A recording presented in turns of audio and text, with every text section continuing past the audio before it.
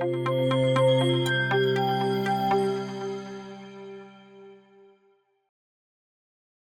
Friends, तो चलिए Monday का हम लोग यहाँ पर प्लान कर लेते हैं।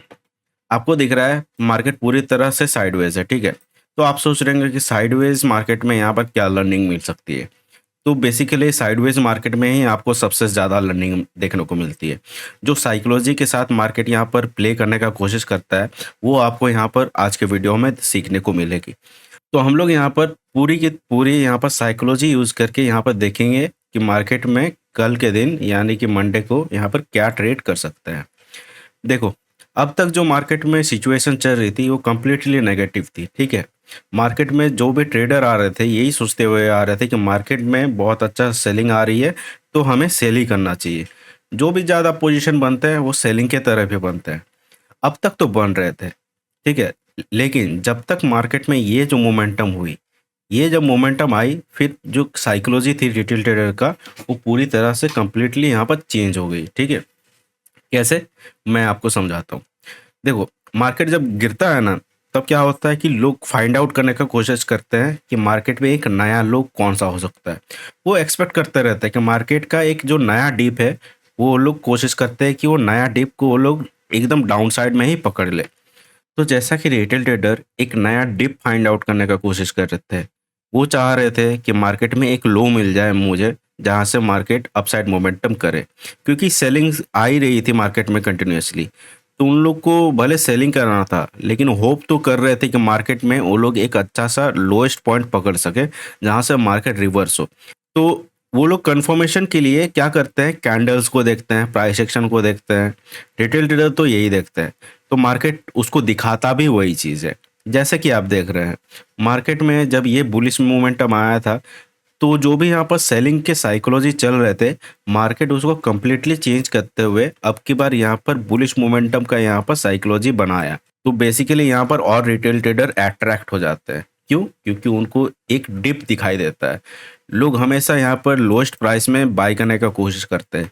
तो उनके हिसाब से ये पॉइंट जो है, उनके हिसाब से ये लोएस्ट पॉइंट है। मार्केट उसको प्रूफ भी कर रहा है। कैसे? ऐसा बुलिश मोमेंटम देके। बुलिश मोमेंटम किया तो किया, लेकिन मार्केट ने 55,000 का यहाँ पर ब्रेकडाउन फेलियर भी दिखाया। लेकिन इतना ही नहीं, मार्केट में और कंफर्मेशन चाहिए। एक रिटेल ट्रेडर को अगर पोजीशन बनाना है, तो सिर्फ ये ब्रेकडाउन फेलियर या ऐसा बुलिश मोमेंटम को देख के वो लोग ट्रेड नहीं करने वाले। ये ऑपरेटर को भी पता है चीज। तो वो लोग क्या किया, वो लोग थोड़ा सा कंफर्मेशन और दिखाया रिटेल ट्रेडर को। कैसे? मार्केट जब 55,000 को ऊपर ट्रेड करना स्टार्ट किया, इवन तक दूसरे टाइम भी ब्रेकडाउन करने का कोशिश किया, लेकिन यहाँ पर ब्रेकडाउन नहीं कर पाया।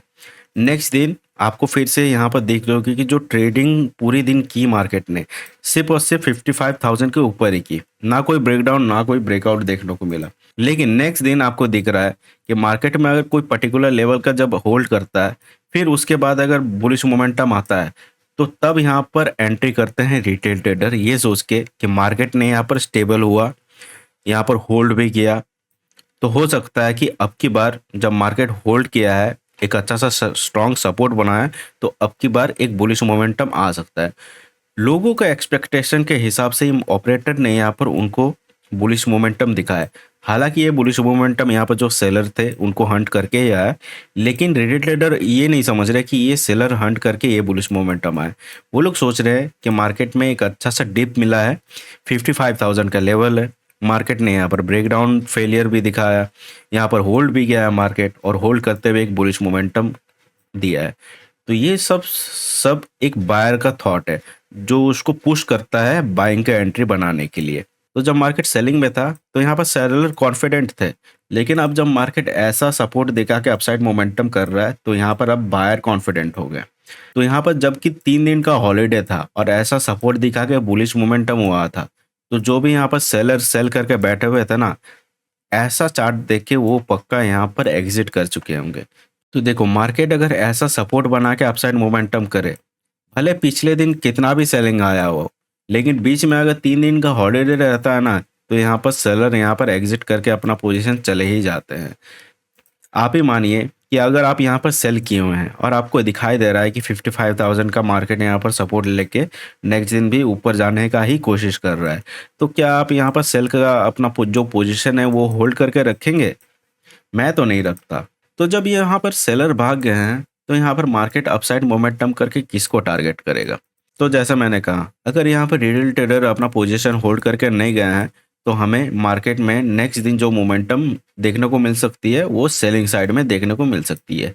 क्योंकि नीचे तरफ यहाँ पर बायर के यहाँ पर स्टॉप लॉस है, ठीक है? अगर मार्केट में नीचे तरफ स्टॉप लॉस है, तो मार्केट हो सकता है कि एक अच्छा सा सेलिंग दे।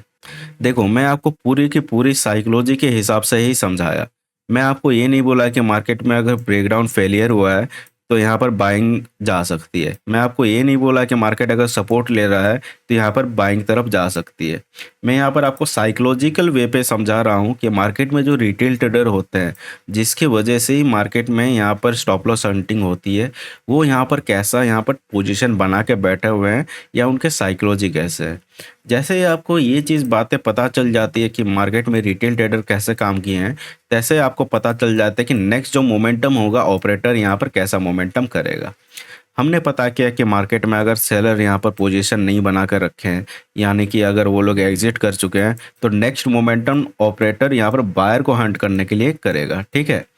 तो इसीलिए मार्केट अगर बायर को हंट करना चाहे, तो हम यहाँ पर सेलिंग करेंगे, ना कि यहाँ पर बाइंग करने का कोशिश करेंगे। तो अब तक जो मैंने समझाया, मुझे लगता है कि थोड़ा-सा तो आप यहाँ पर समझ गए होंगे कि एक चार्ट को साइकोलॉजिकल वे पे कैसे रीड करना चाहिए। यहाँ पर आप विदाउट सपोर्ट रेजिस्टेंस के बिना भी कैसे एनालाइज़ चार्ट को कर सकते हैं, वो मैंने आपको समझाया। तो देखते हैं मार्केट में कैसा ओपनिंग होता है मंडे को। ज़्यादा तो यही प्रोबेबिलिटी है कि मार्केट में अब की बार हमें, जहाँ तक कि सेलिंग साइड में यहाँ पर कोई स्टॉप लॉस नहीं है, तो अब की बार हमें यहाँ पर बायर को टारगेट करते हुए डाउन साइड मोमेंटम देखने को मिल सकता है। तो यही हम लोग सोचते हुए मंडे को यहाँ पर सेल करने का कोशिश करेंगे।